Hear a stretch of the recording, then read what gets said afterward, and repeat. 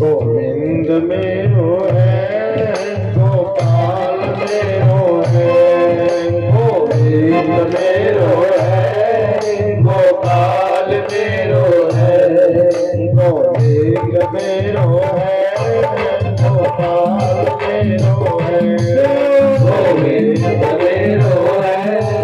गोपाल मेरो है। हरि नंद लाल मेरो है, ओही भागे बिहारी नंद लाल मेरो है, गोविंद मेरो है, गोपाल मेरो है,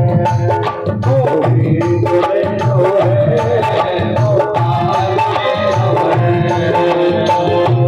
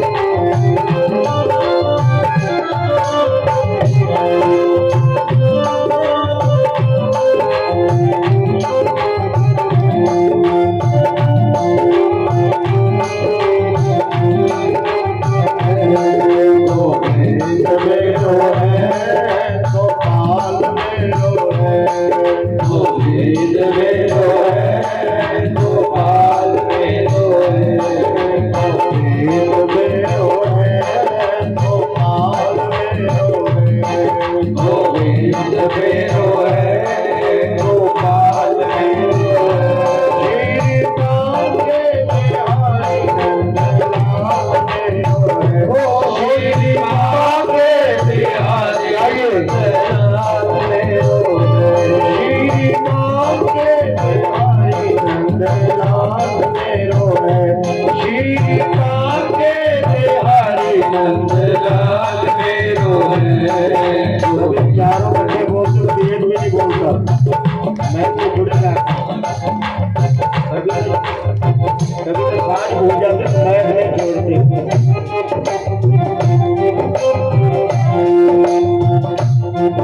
गोविंद मेरो है, गोपाल मेरो है, गोविंद मेरो है, गोपाल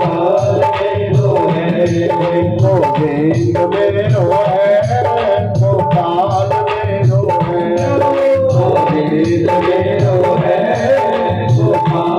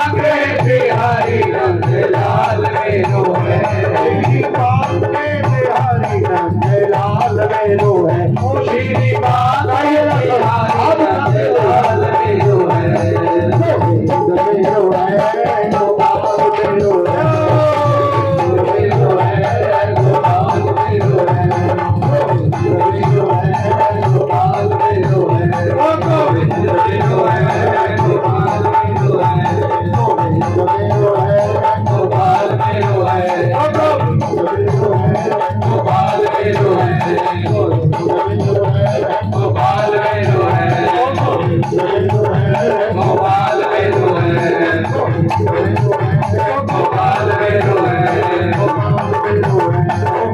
मेरो है, गोपाल मेरो है, गोविंद मेरो है, गोपाल मेरो है।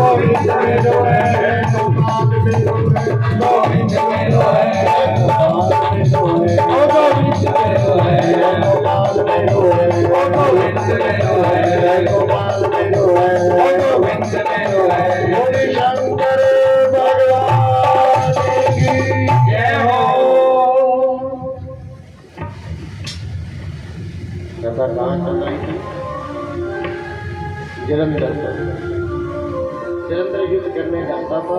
वृंदा पति की दीर्घायु के लिए, पति के विजयी भव के लिए, पति के यश के लिए, पराक्रम के लिए जब माला लेकर के बैठ जाती थी तो समस्त देव आज जलंधर से पराजित होने लगे। जलंधर दानव का भैया इस पृथ्वी पर पराक्रम बढ़ने लगा, पापाचरण बढ़ने लगा, अब तो धर्माचरण मिटने लगा। समस्त ऋषि संत ब्राह्मण आज देव चिंतित का विषय हो गया। तो सब देव मिलकर के ब्रह्मा जी की शरण में गए। ब्रह्मा जी सबको लेकर शंकर की शरण में गए।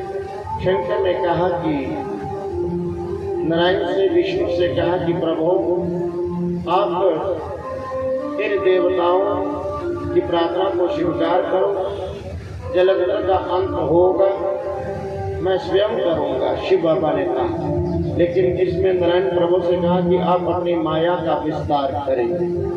तो जब नारायण प्रभु को शिव बाबा ने आज्ञा दी तो शिव बाबा एक दिन जलंधर का रूप धारण करते हुए विष्णु भगवान जो है वृंदा के पास गए और वृंदा के पास जब जाकर के पति धर्म को नष्ट किया तो इतने में वृंदा को समाचार मिला कि आपके पति जलंधर का वध हो चुका है।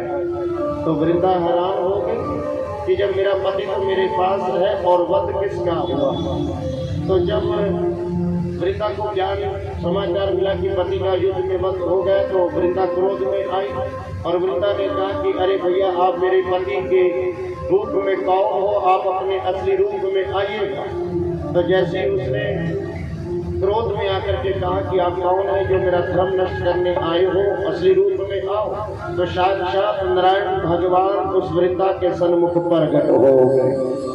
जैसे नारायण भगवान प्रकट हुए तो वृंदा ने कहा कि आप तो मायापति हो, आपने हमेशा छला ही है, आपने समुद्र मंत्र में भी दानवों को छल लिया, आपने वामन भगवान बन करके राजा बलि को भी छल लिया और आज आपने मेरे धर्म का भी छल किया है, आज आपने मेरे धर्म का भी छल किया है। तो वृंदा क्रोध हुई। वृंदा ने कहा कि आपने मेरे सबसे बड़े धर्म पतिव्रता धर्म को नष्ट किया है, जाओ मैं तुम्हें श्राप देती हूँ विष्णु कि आज के बाद तुम पत्थर हो जाओगे और तुम्हें पृथ्वी पर मानव अवतार लेकर के पत्नी का वियोग सहन करना होगा।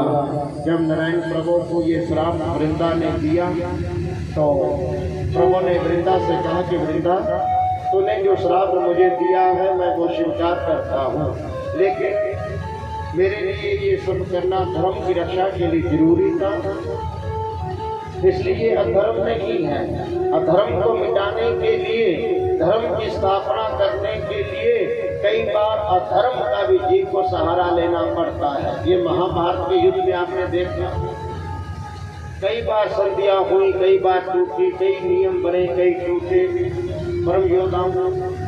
तो कहा गया कि जैसे आज वृंदा ने प्रभु नारायण को आशीर्वाद दिया कि जाओ तुम पत्थर हो जाओ और भैया पृथ्वी पर जो है मानव अवतार जब तुम लोगे तो पत्नी वियोग करना होगा। तो प्रभु ने कहा कि ठीक है वृंदा मैं पत्थर भी हो जाऊंगा और उसी पत्थर को प्रभु की मूर्ति का नाम शालिग्राम मिला।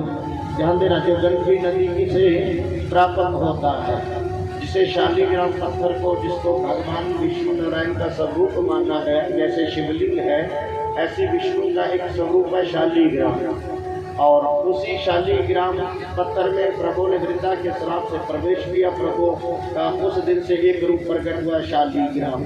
तो प्रभु ने कहा कि वृंदा यदि तुम्हारी पति धर्म प्रति इतनी निष्ठा और तुम अपने पति धर्म के प्रति इतनी जो है दृढ़ धर्म युक्त हो तो वृंदा मैं भी वचन देता हूँ कि तुम्हारा अगला जन्म साक्षात तुम जो है वृंदा तुलसी बन के प्रकट होगी और जब मेरी चाहे कितनी भी बड़ी पूजा हो जाए, चाहे मेरे 56 भोग लग जाए, जब तक तुलसी का दल मुझे अर्पण नहीं होगा तब तक ना तो मैं पूजा स्वीकार करूंगा और ना ही मैं 56 भोग स्वीकार करूंगा।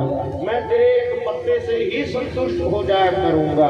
और वही वृंदा अगले जन्म में तुलसी बन करके प्रकट हुई। जो तुलसी का पौधा है इसी तुलसी को वृंदा कहते हैं, यही वृंदा ही तुलसी बनी। और इसीलिए जलंधर का नामोन्नयन हुआ, प्रभु जो है अपने लोक को गए। और आज कथा को हम यही विश्राम देंगे, कल कथा को सही समय पर फिर प्रवेश करेंगे।